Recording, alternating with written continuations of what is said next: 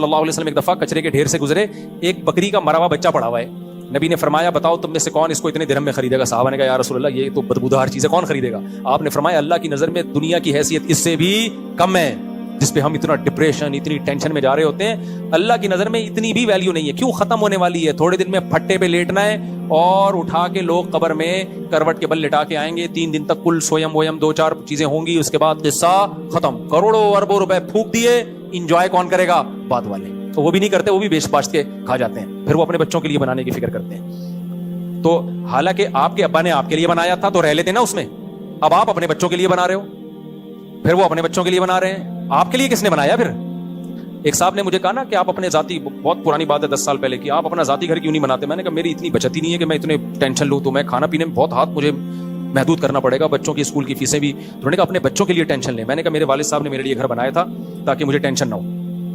اب میں فوراً ٹینشن لینا شروع کر دوں اپنے بچوں کی تو والد صاحب کا مقصد فوت ہو جائے گا. ان کا مقصد تھا مجھے ٹینشن سے بچانا نا, تو میں اپنے بچوں سے زیادہ اپنے والد کے بچوں کی فکر کرتا ہوں. بہت گہری بات ہے, نہیں سمجھ میں آئی. اگر میں اپنے بچوں کی ٹینشن لے کے گھر مسلط کر لوں تو میں ٹینشن میں آ گیا نا, جبکہ میرے والد صاحب مجھے گھر بنا کے گئے تاکہ میں ٹینشن سے نکلوں. تو میں نے کہا میں اپنے بچوں سے زیادہ اپنے والد صاحب کے بچے کی فکر کرتا ہوں. اپنے باپ سے مجھے محبت ہے, میرے باپ کی روح کو تکلیف ہوگی, وہ کہے گا میرے ابا کہیں گے کہ میں نے اتنی ٹینشن لے کے اس کے لیے گھر بنایا تاکہ اس کو ٹینشن نہ ہو, لیکن اس کو تو مجھ سے بھی بڑی ٹینشن ہو گئی, 18 کی ٹینشن ہو گئی اس کو تو, کہ سب کے لیے گھر بنانا ہے. کیا خیال ہے؟ تو ابا کہیں گے میرا پیسہ ضائع ہو گیا نا. میں نے کہا مجھے اپنی نہیں, مجھے اپنے ابا کی بڑی فکر ہے, میں ابا کا پیسہ ضائع نہیں ہونا.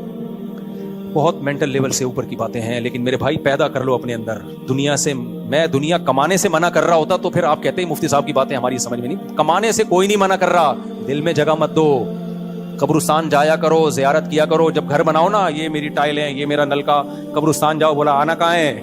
آنا ادھر ہی ہے, تھوڑے دن میں ختم. اس سے وقتی ٹینشن بڑھے گی لیکن بڑی بڑی ٹینشنیں ختم, بڑی بڑی ٹینشنیں ختم. تو حدیث جلدی سے مکمل کر لوں.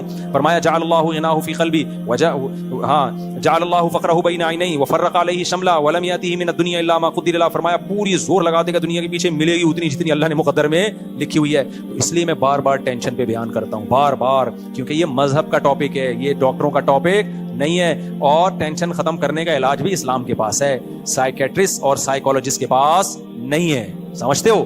کیونکہ جب تک دنیا کی محبت ختم نہیں ہوگی یہ ٹینشن نکلے گی نہیں.